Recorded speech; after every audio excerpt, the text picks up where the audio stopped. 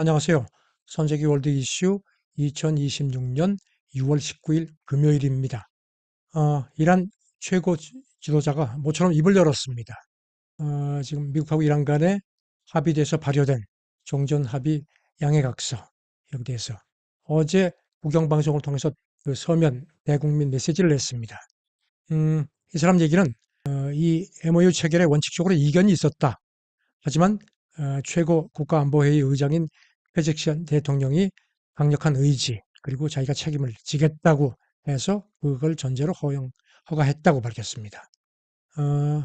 하메네이는 미국 대통령이 결박해서 다양한 지렛대를 동원했다 하면서 앞으로 진행될 대면 협상이 적의 의견을 수용한다는 의미는 아니라고 선을 그었습니다. 또 미국이 무리한 요구를 계속하면은 절대 수용하지 않겠다는 점도 페제스키안 대통령이 자기한테 분명히 약속했다고 했습니다. 그래서 이제부터는 미국이 합의 조건들을 제대로 이행하는지를 지켜보겠다. 이 하메네이의 그 이례적인 메시지는 미국하고의 그 번협상을 앞둔 어떤 압박 차원 그리고 여기 더해서 이란 내에서 그 강경파가 합의에 지금 반발하는 걸로 알려지는데 그거를 좀 추스르는 그런 계산도 한 것 같다고 분석이 됩니다. 이런 가운데 블룸버그가 소식통을 이용해서 트럼프 행정부가 그 정전협상을 진행하면서 하메네이의 그 돈 세탁 흐름을 추적했다. 이런 보도를 또 했습니다.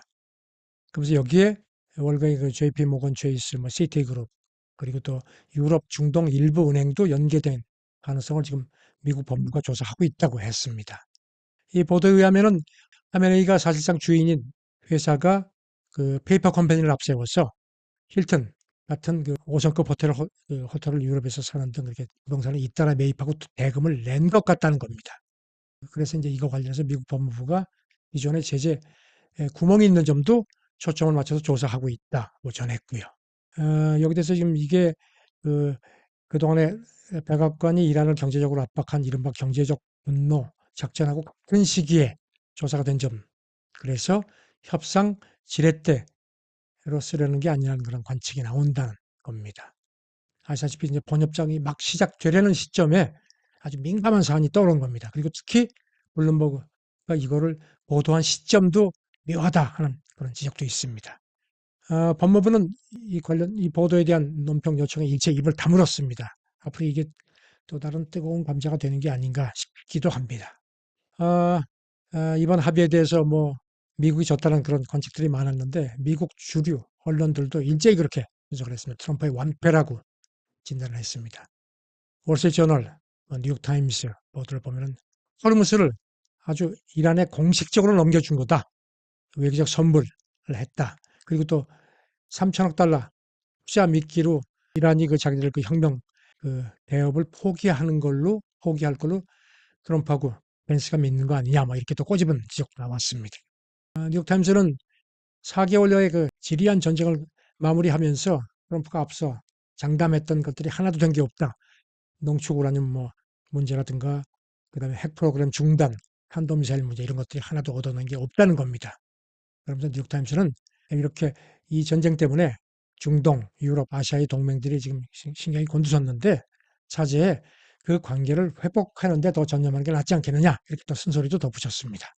CNN은 그 자체적으로 그 MOU 14개 항목을 조목조목 분석했다고 하면서 어느 것도 자우전 제대로 된 게 없다 이렇게 또 백악관을 비판했습니다. 아시다시피 지금 이제 합의가 발효되고 나서 미국이 해상 봉쇄를 풀고 석유 수출 제재도 일단 풀었죠. 반면에 이란은 뭐 하나 제대로 내준 게 없다는 겁니다. 그래서 지금 미국이 많은 걸 양보를 선지급 형태로 양보했다. 이렇게 또 CNN이 분석을 했습니다. 이란의 그 비핵화 대가로 너무 많은 걸 양보했다는 것을 지적을 했고요. 그래서 지금 CNN은 이 분석 결과를 정리하면서 이란이 호르무즈에서 선박에 발포하지 않는 대가로 당장에 너무도 많은 것을 얻었다. 이렇게 또 꼬집었습니다. 월스트리트저널은 또 앞으로의 그 이란 석유 수입에 대해서도 전망을 했습니다.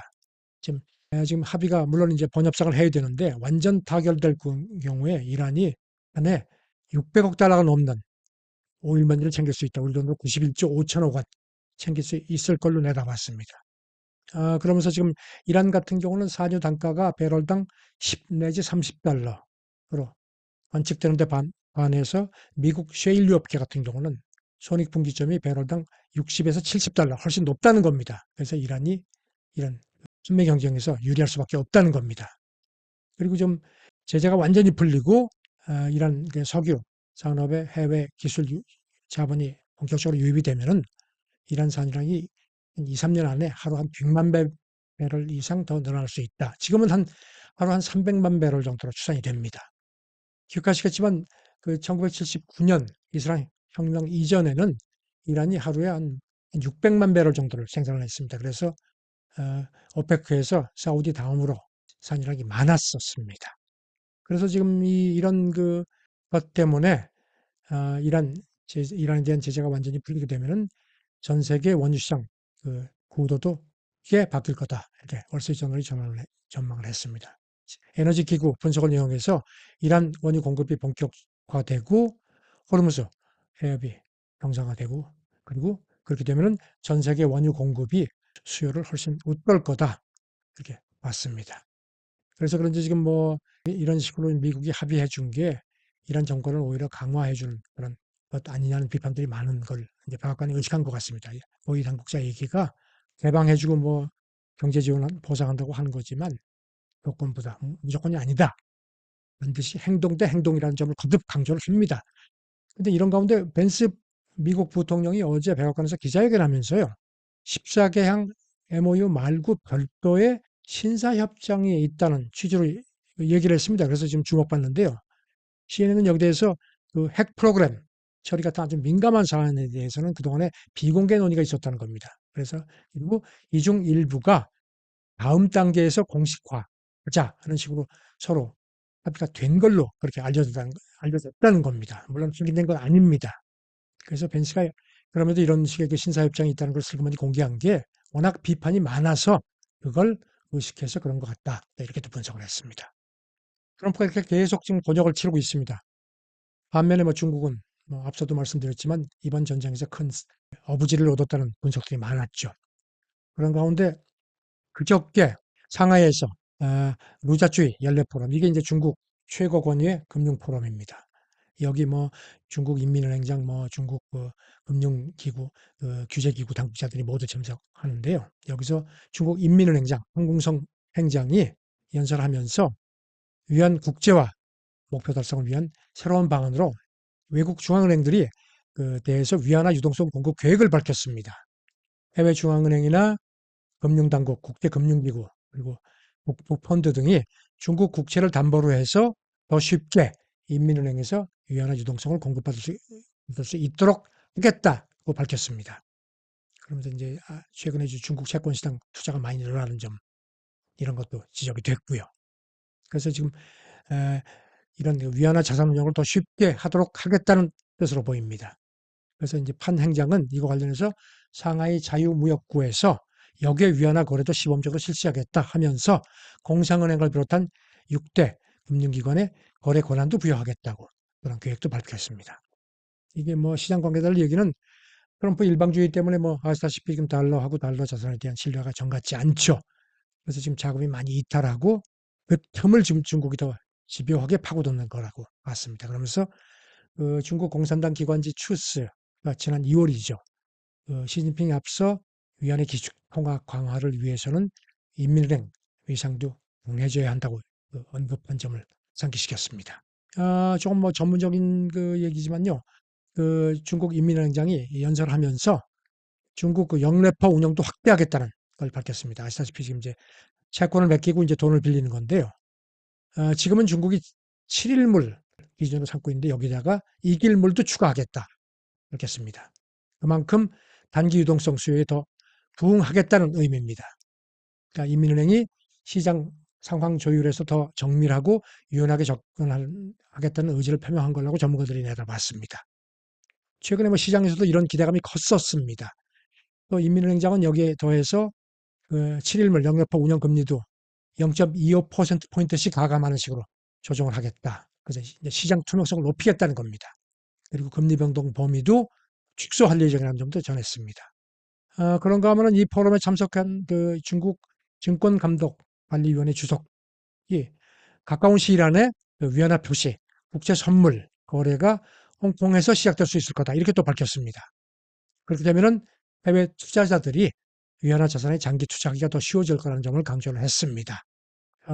이런 그 홍콩에서 그 위안화 국채 선물 상장 논의가 오래전부터 이루어져 온 점을 이제 전문가들이 상기시켰습니다. 그래서 지금 그런 거에 중국 당국이 부응하려는 거다. 있습니다. 그래서 이런 그 중국 위안화 국제화를 향한 또 다른 어떤 발걸음이라는 지적이 나옵니다. 이 관련해서 지금 그 미국 무디스 집계를 이용해서 보도를 했는데요.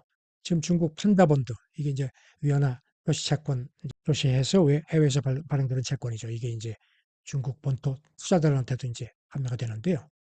판다본드 발행이 최근에 급증했다는 겁니다. 보면은 올 들어서 6월 둘째 주까지 우리 돈으로 근 31조 원 정도, 한 해 전보다 81%가량 늘어나는 걸로 비교가 됐습니다. 무디스는 지금 그런 배경의 하나로 중국하고 미국 간의 금리 차이를 지적을 했습니다. 펀더본드를 발행하면은 그 1.7에서 2.2% 그 금리를 조달이 가능한 반면에 달러로 하려면 4.5에서 5.5% 그리고 훨씬 부담이 크다는 겁니다. 그만큼 이자 절감 효과를 볼 수 있다. 그리고 또 여기 대해서도 월가 관계자 얘기는 엔화도 마찬가지라는 겁니다. 위안화 차입이 엔화 달러보다 훨씬 가성비가 높기 때문에 그래서 판다본드 발행이 급증하는 거라고 지적을 했습니다.